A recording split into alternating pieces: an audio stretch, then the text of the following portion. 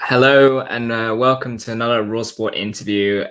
This one's a very special one for us because obviously all of us at Raw 1251 AM, the University of Warwick student radio station, this week we're doing a lot of Black History Month programming. And so it's a very special interview, and I am delighted to say that I am joined by the founder of the Arthur Wharton Foundation, more on Arthur Wharton himself in a bit later.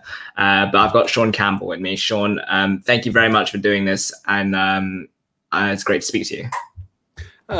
Honestly, thanks so much for having me. It's an honour to be on your show. You know, I think it's a marvellous time of year to be doing this, with it being Black History Month. But for us in the Black community, Black History Month is every month. Yeah, yeah, exactly. And I mean, I guess the first thing for me is before we talk about Arthur Wharton, I kind of want to know about how you came across this story. I guess what's your connection to Arthur Wharton? So if you don't mind going a bit back in time, just explain that to those watching.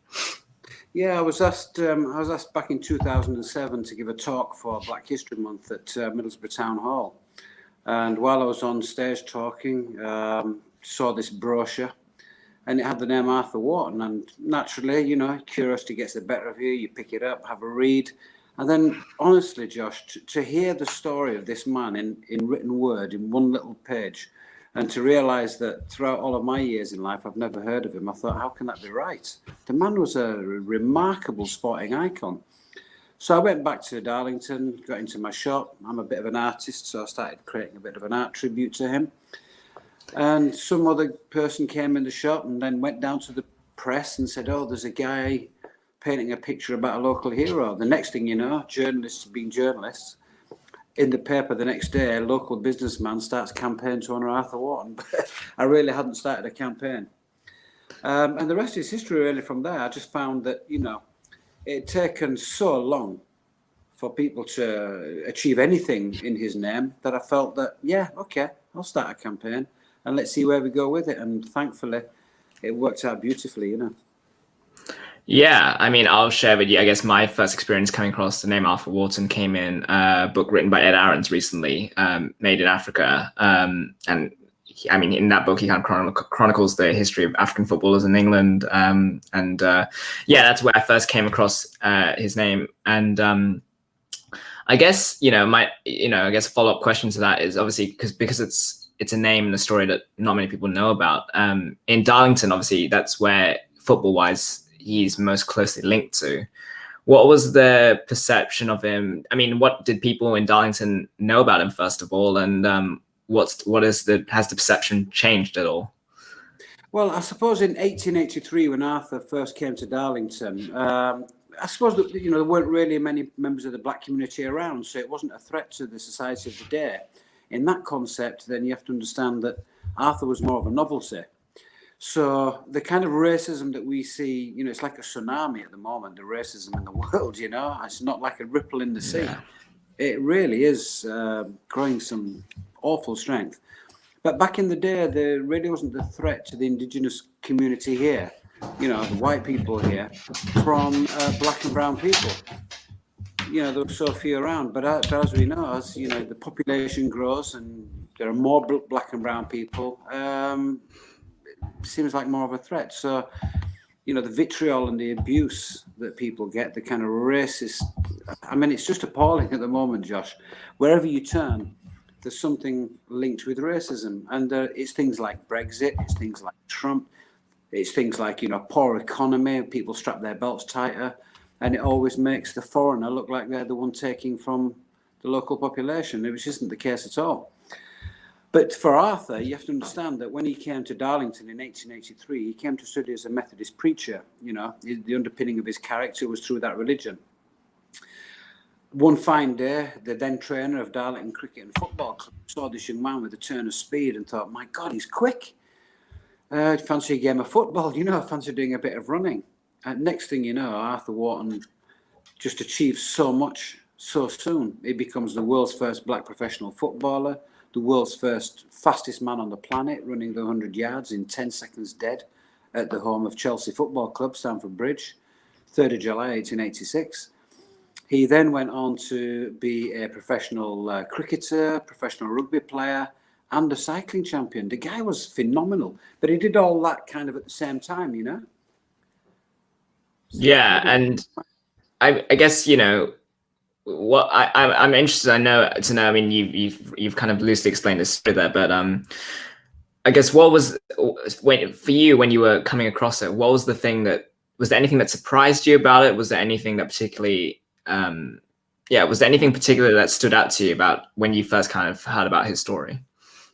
Yeah, it was really, yeah, I mean, it's great that this man, you know, was a pioneer and a trailblazer for all who followed. But there was one aspect of his character that really, really touched me, you know. If you can consider Victorian England back in 1883 and the preceding years, you know, it was kind of a bleak time, the industrial age, it was cold, you know, it had this air of deprivation and poverty and sickness and disease. Well, this young man, Arthur, played 7 games of football in 10 days to feed the poor for charity. And he did it at a time when footballs were like cannonballs when they got wet. You know, they weren't like the soft, fluffy footballs that the players kick around today. These were leather, and they got sodden, and they became heavy. And the most famous picture of Arthur, I suppose, playing football, he's wearing welding gloves to protect himself. So to consider that this young man, at the age of whatever he was, late teens, early 20s, would play 7 games of football in 10 days for his community, just made me think, wow, in the face of his own adversity, he wants to do that at a time like that. Fantastic. He also served as a member of the Home Guard during the World War. You know, further demonstration of his commitment to the community. And, you know, as you know, Josh, and I know today, community is very, very separated. There's a lot of kind of tribalism seems to be going on. In the 1970s, it was like the melting pot of culture and traditions. In the 80s, we had these social policy makers and others who said, you know, let's recognize difference. That came from a good place in the idea that it would try to inspire people to learn about each other and the different cultures and religions. But then, of course, that created more tribalism in its sense. And as a mixed race person like me, whose father is black, my mother is white, it's kind of, you know, which way do I go? We're always, you know, growing up, I used to tick a box called other. I wasn't black, white, Asian or anything, just other. And that kind of thing, you know, you have to learn to handle it in life. And then you get older and you start to understand what is wrong with these kind of things. And now there are too many boxes to tick. You know, yeah. It's incredible, man. Yeah. I guess, I mean, you laid out sort of some of the challenges he faced in that time period. But I guess for those who, I mean, as you said, he was a trailblazer in a lot of sports, but obviously that doesn't cover the entire story. It doesn't cover, you know, the challenges he would have faced, obviously coming to live in England, first of all, in that time period. And I wondered if you could just kind of lay out sort of the challenges that he faced in his life, maybe as well off the sporting arena as well as within. Great question. I mean, Arthur was a very complex individual. So if we start with the idea that his father was born in the island of Grenada, okay, a white Scottish missionary. He then went to Ghana, met a Fante princess, a Ghanaian princess who was black, and then they bore the child of Arthur in Ghana, in Jamestown, Accra.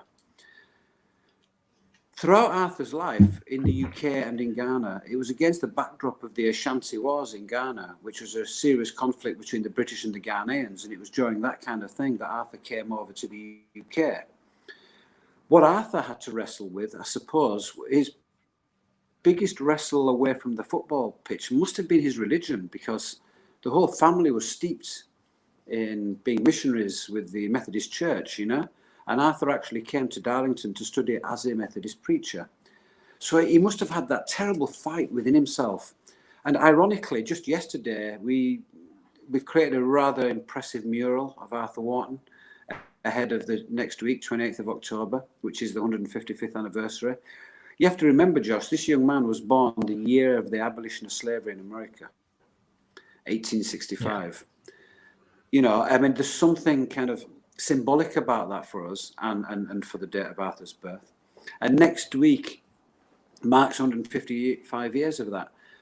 And it was only yesterday we were talking about the very thing that you just asked, really. And people don't usually ask what was it like? What diversity did he face away from the playing field, as it were?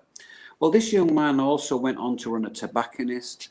He had a pub. He became an alcoholic. He died a very, very sad, lonely, terrible death in a sanatorium.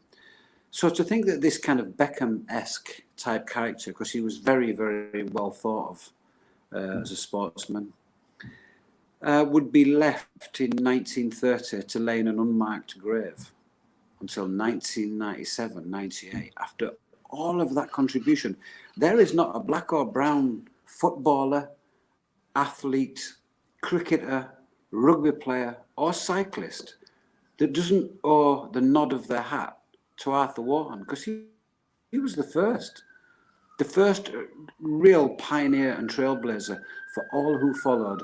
And for him to have the indignity of laying in an unmarked grave all those years was it just made me realize how much work there is to do. Yeah, Sorry, and I guess I was just about to get a little bit emotional there, so please go for it. Go for it. So I apologize for that. But it's a very, very deep subject indeed. I mean, I when I read towards the end of his life story, and obviously, I don't think, I venture to say, it wasn't uncommon for young black people to kind of go into drinking once they'd stepped away from a profession that they'd loved. And I guess I wanted to ask the next bit, I guess, was how difficult was it for him to get, adapt to life away from sport once that had taken away? I know you mentioned he ran a tobacconist and stuff, but there is a level, and you see it, you read about it with even athletes years after Arthur Wharton, who also kind of found this sort of, I don't want to say, maybe depression's the right word, maybe it's the wrong word, but they certainly struggled with it. And so I wondered, how difficult was it? Yeah, you've absolutely hit the nail on the head. You made that crystal clear, and it was perfectly put in the sense that we see footballers today going through the exact same issues. When you lose, you see, there's two things that happen there, Josh. Number one, you lose your status as the footballer or the athlete, etc. But the most important thing to all of those, it's that changing room, it's the banter, it's the teamwork, it's the discipline, it's the routine. And when that's taken away from you, it's very, very closely linked to kind of people who've been in the military or, done that kind of service for a long time. There's a certain structure in your life, and that structure is usually kind of almost like your mantra, And then when that's taken away from you, it's not just the structure that's taken away. Those human interactions that you have with your fellow footballers and your fellow coaches, and one can only think that when Arthur was no longer attractive, if you like, as a sports person, he just became, the odd guy in the village, maybe. I mean, the guy ended up working in a mine shaft as a colliery hand, the hardest work you can do in a mine. And he did that for many years. And then, of course, we have this famous line that coal dust broke his spirit after digging underground.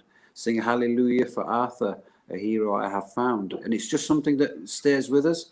So to commemorate Arthur as a miner next year, we're creating an Arthur Wharton Miners banner. And we're going to go on the Durham Miners Gala March in front of 250,000 people with this banner and sing his hallelujahs for sure. Yeah, and I guess, going from that, moving away from Arthur Wharton himself, I guess, the aftermath of it, I just wanted to know what has been the reaction to, and I know I've got some questions to ask you about, how you've interacted with the FA and the likes of Stevie Wonder and all sorts of wonderful people, but what has the general reaction been to when you kind of come up to them with this story? Is there kind of a consensus, or is it always varied? Usually they haven't got a clue what I'm talking about. I mention Arthur Wharton and they say, who? And you think, that this is the same guy who pioneered. I mean, we don't do bling, we do the right thing. That's us. So we don't get involved in all that bling thing. It's there are certain, and what I mean by that is very quickly when you're making traction in doing anything, there are people who want to they want to jump on board now. But when you needed them, they ain't there. And the reason for that is because they can't buy into the story of who that figure is. If we were talking about David Beckham or Rio Ferdinand, or, you see footage of them, you can hear them speak, you can identify with them. But the likes of Arthur, what's made it incredibly difficult is that we don't have any moving footage of him. We can't hear him speak. So it's been, how do you make that connection? For me, I kind of thought, right, well, look, I'm nobody, right? I need to actually find people that other people recognize to support me in supporting this campaign. And that began in 2008 when I received a ticket to go to a trade fair in Birmingham to buy furniture. And on the back of it said Stevie Wonder in concert. So I looked at the back and I thought, well, I'll tell you what, instead of going home on the Sunday, I'll stay over for the Monday, go to the concert. Job's a good one. But Josh, on my life, man, I went to bed that night and I just thought, if anybody in the world could understand just how important this person is, it would be Stevie Wonder. And within 48 hours, don't ask me how, but I was, Stevie Wonder did us proud. On the Monday, he invited us down to Birmingham and he just took to the keyboards in front of 17,000 people. Arthur Wharton down to County Durham. It was really deep emotional stuff when he did it, and then of course I had to address his audience. I'd never done anything like that. Of course I was nervous speaking in front of those people, but good enough for Stevie, good enough for everyone else. That was my thought. And he really did do us proud that day, but unfortunately for me, he announced that we were the Arthur Wharton Foundation, which we weren't. I was still just a campaigner trying to do the right thing. Yeah. And then I thought, wow, he said we've got a foundation, we better set one up. And that was like 2 years later, and I thought, we've got to do this.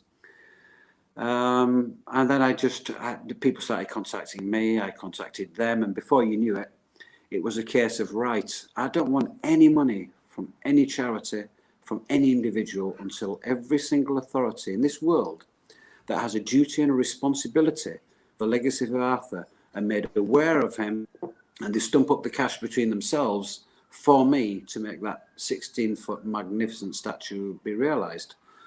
So I began with UEFA. Michel Platini came on board very, very quickly, made a donation. I then said, hey, FA, the UEFA have done this for me, Michel Platini, and the FA came on board. I then went to FIFA, met with Sepp Blatter. Sepp Blatter was absolutely wonderful with us, despite, people's misgivings about him. We had a very healthy conversation about, people were very critical of him about having the World Cup in 2010 and so forth. But to hear Sepp Blatter's backstory and about his influence on bringing to the fore black players, if you like, in this country and across the globe, nobody ever talks about that. They just talk about brown envelopes and dodgy dealings. And I'm not into football in that sense, in that world. So when people were ringing me saying, don't meet with Sepp Blatter because of this, that, and the other, I said, well, hey, look, he happens to be the head of the World Football Organization. I need the nod and the blessing for Arthur. Any other issues there for you guys involved in the world of football, they don't involve me. So we went along, and that was wonderful. Before you knew it, UEFA, FIFA, the FA, the PFA, I held all of them to account. I mean, I generally did hold them to account. I made it absolutely crystal clear that I would be negligent in allowing them to be negligent if they did not do the right thing by Arthur Wharton. And I think that's the way to do it. Any aspiring person wanting to try and drive home the right message for the right reasons, just remember, if you don't tackle the situation in life, whatever it is, you're negligent in allowing it to happen. You have to make them understand that in not embracing one of their own and expecting little old me to do it, it's just wrong. So they understood, and the rest is history, my friend, They all opened the door. They all did what I asked, with courtesy, with a smile, always in good favour.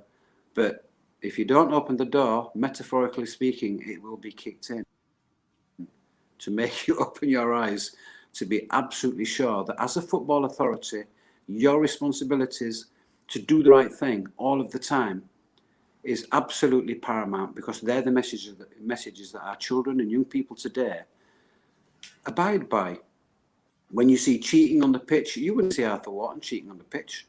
Far too gentlemanly for that. We don't want to teach our children how to dive in football. We don't want to teach them about what's unfair in life. So the only way to do that is to do the fair thing all of the time, so that our children and people grow up with that right mentality. It's like Black Lives Matter, my friend. Black lives will never matter to those people in power and authority until Black history matters. When Black history matters, in the sense that it's taught through the entire educational system, then Black lives will matter, because people will grow up without those prejudices and preconceptions, because they'll grow up informed. Even today, I mean, when I was growing up, I learned all about the Normans, the Romans, and the Saxons. Nothing at all about Africa and the Caribbean. And the perfect demonstration of that was one day on a Sunday afternoon, and with my two, both black, one of them turned to the other one and he said, "Hey, you guys in Jamaica, you eat snake, don't you?" And the other one got offended. And he said, "Hey, you Kitty men," people from St. Kitts, "you eat monkey bread." And before they knew it, they were starting to have a bit of a fallout with each other.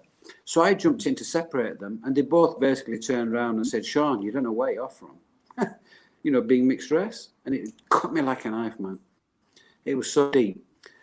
But on the Monday, when we all met up in the morning, as we normally did to go to school, I could see they were both looking a bit guilty, and they both felt a bit bad about what they said, And I said, "Hey, look, it's not your problem. It's not your fault." I said, "Shall we go and see Mr. Davis?" We're 11 years old at this time, by the way. I said, "Shall we go and see Mr. Davis and ask him why we know nothing at all about our heritage? Nothing."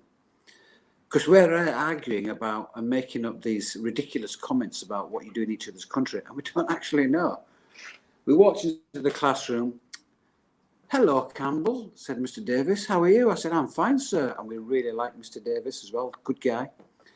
I said, "Mr. Davis, how come we know all about white history, but we know nothing at all about our own heritage?" He said, "Campbell, are you a pillock lad?"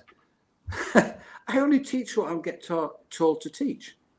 And that is the truth, Josh. And it's the same today. I mean, and it's very easy to fix, I mean, for example, if you're studying science or something like that, and you talk about Edison and the light bulb, well, you don't have to say the first person to invent the filament in that light bulb is black. You don't even have to you just have to nod ahead and give tribute to the person. Edison didn't get that light bulb to work. It was the black man who invented the filament that went in that worked.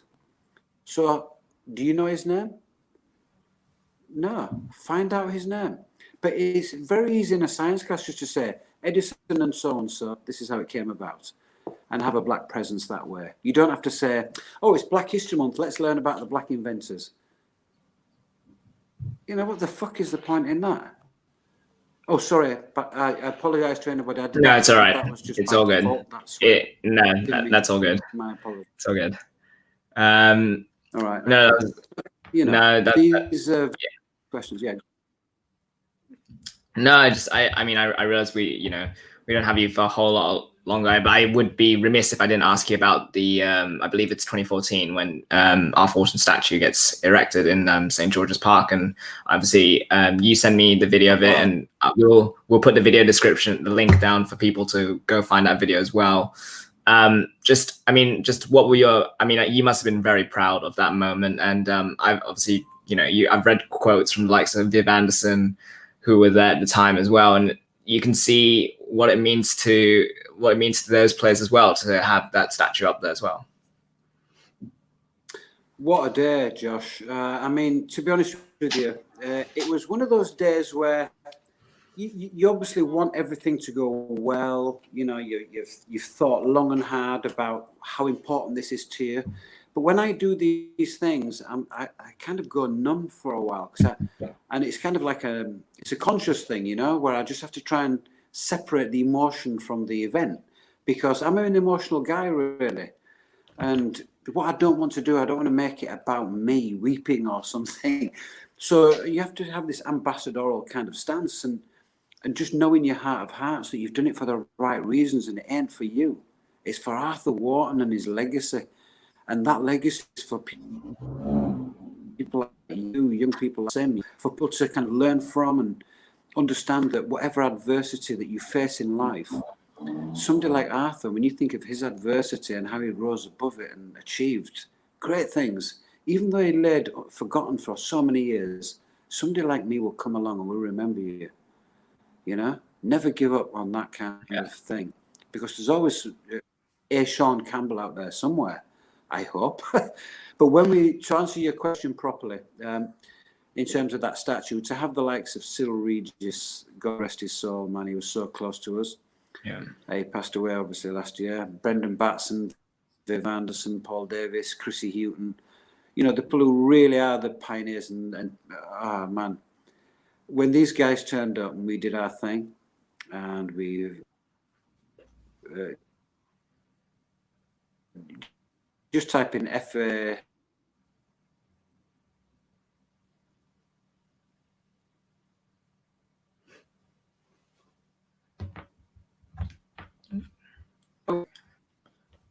Josh? Can you hear me now? Yes, I can. Hello? Yeah, you're good. Right, apologies, I don't know what happened. Somebody was trying to ring me. That's all right. It was a remarkable day, but the most important thing to remember about that statue unveiling, Josh, is why it's there. It's a symbol and a piece to remind all of those authorities that use judges back, the National Football Centre, of their responsibilities in tackling race and discrimination towards equality for all. That's why it's there. Because that is the centre of FA learning and coach education. So as soon as you think of anything to do with education, that's what Arthur's about. It's about getting that educational line right through the whole entire system so that Black history is taught on the same par, if you like, with other histories. And then Black lives will matter, my friend. But not until then. Not till then. Yeah, it's still something obviously affects us now, and I'm an optimist, so we'll hopefully change will come. I do have two questions to kind of finish on. The first one being, and it's slightly a deeper question, but I guess through your experience of learning about Arthur Wharton's story, and then when you kind of look at the Black athlete today, the modern Black athletes, how's the perception of the Black athlete, do you think, changed over time from the likes of Arthur Wharton? I mean, obviously it's been a massive change, but what has stood out to you about the perception now as opposed to back then? Sorry, you broke up rather badly then, Josh. You have to just repeat the last part of your question. Just, I guess, what has stood out to you about the change in perception of the Black athlete from Arthur Wharton's time to modern day? Oh, right. Okay. Right. Well, I mean, what is fascinating is that when Arthur Wharton recorded the world's first ever official 100-yard record, right, in 1886, that had nothing to do with colour. He was the first person. He wasn't the first Black person to do that. And what you will read, Josh, is people say, oh, he's the first Black man to da-da-da-da-da. Had nothing to do with colour. He was the first person in the world to officially run 100 yards in even time in 10 seconds dead. And his record's had for over 30 years. And when you consider that a few years later, two white guys, you know, Harold Abrahams and Eric Liddell, have a film made about them, yeah? And yet they ran a third of a second slower than Arthur. Nobody made a film about Arthur. You know, it's kind of, some things that are obvious and clear that we can put right. That's my question, my mission, really. I mean, just yesterday, when we finished painting the mural by this remarkable muralist called Jaycaes, Jaycaes. Just check that out, man, and have a look at the mural he's created for us. It's remarkable. And you'll notice on that mural that we've given Arthur, for the first time in his history, his Ghanaian name. So it's Arthur Mhm. Kwame Wharton. Kwame, all Ghanaian people have a day name. So if you're born on a Friday, if you know anybody called Kofi, you know they were born on a Friday. So Arthur was born on a Saturday, 1865, 28th of October. So it's Arthur Kwame Wharton. Boy, was it touching when we did that, and my Ghanaian brother over in Ghana rang up. We cried. Josh, yesterday morning, he sent me his Arthur Wharton #1, 28th of October. You'll see people like Usain Bolt and others and me, because me and Usain Bolt kicked it off together, and we just said Arthur Wharton #1. And when you see that hit your BT sports screens on the 28th of October, and you see the likes of others who have done it for us, it's just fantastic, man. But it just felt to be giving him his Ghanaian name on his 155th anniversary next Wednesday officially, is wonderful, because he will resonate and connect with Ghana. You see, I think Ghana's failed to capitalise on Arthur Wharton, despite my efforts of meeting the Ghanaian president and sports ministers and the Ghana FA. I think because he is Arthur Wharton and it's not a typical Ghanaian name, it's time to give it him his Ghanaian name. I was asked to give a talk in front of the Ghanaian Olympic team ahead of the 2012 Olympics. I was very privileged at running with the Olympic torch for that as well, but that was fantastic. But, I stood in front of these Ghanaian athletes at the commissioner's residence in London as a guest to inspire and motivate and tell the story of Arthur to these athletes. Josh, my friend, I have never seen such a dispirited bunch of people in my life. It broke my heart, really. And actually, because if only they knew of Arthur, they wouldn't be those athletes. They would be something else. They would take inspiration from his story, from his place of birth, Jamestown, Accra, Ghana. These are the things that Ghanaians get really, really passionate about, But they have to know about him. So to give him his Ghana name, he'll resonate in Ghana much more clearly with his Ghanaian name, Kwame. I was so proud, man. Yeah, it's I'm very happy to hear that that's what's happened at the mural. And I do before we wrap up, I do kind of want to, we've put the Arthur Wharton Foundation link in the ticker, and I just wanted to give you an opportunity to kind of just plug anything that's going on at the moment, and just how can people, I guess, stay involved in the Arthur Wharton story, I guess, at the moment. Right. Well, I mean, I'm very bad at asking for people to help or to jump on board and things, Josh. I'll probably give you a ring after and say, hey, Josh, I didn't know what to say. But I suppose, what I can say is, follow me on Twitter, which is @Arthur Wharton. Follow the foundation, which is A capital W capital is small big N #1. Okay. And follow and see what we're doing. We've got this old building now where the mural is, so we've got some refurbishment to do. Anybody wants to make a donation to us, the foundation, please do. We've never, ever shaken the charity bucket, because I've always made those responsible whose duty and responsibility it was. I've made them pay. I didn't need Josh's money or Shaun's money or my neighbours, not until the football authorities did the right thing. Well, they have now. So now we can all chip in a little bit and do the right thing. And between us, we'll get this through the goddamn mainstream education community. We will make Black history, Asian history, all histories be taught on a par. When we do that, all lives will matter. But you can't say that right now, because the truth is, Black lives don't matter to those who can make a change. The only way to do that is through education. And that means dynamically and in one big fell swoop for an entire generation. We know how to do it. Absolutely. We just need to kind of get the momentum going now. But come 28th of October next week, from that day forth, that statue from 2014, Josh, that was the beginning. People thought that was the end. That was the beginning. That's the beginning of his legacy. Yeah. The big thing is, it ain't a statue, it's the legacy that he leaves behind. And we want you young people to have such a fucking bright future. those adults are messing it up for you right now. Absolutely, for sure. And when the youth mobilize and get a voice and they come together in the right way, it's the biggest army in the world, my friend. And you can do it right, peacefully, with courtesy, with dignity, always knowing that you're doing it for the right thing and not for bling. Once you do that, doors will open because you'll be honourable people. I don't know where that came from, but it's yours now, Josh. Put some responsibility on you young people there, I think. And I feel like that's a great note to end on.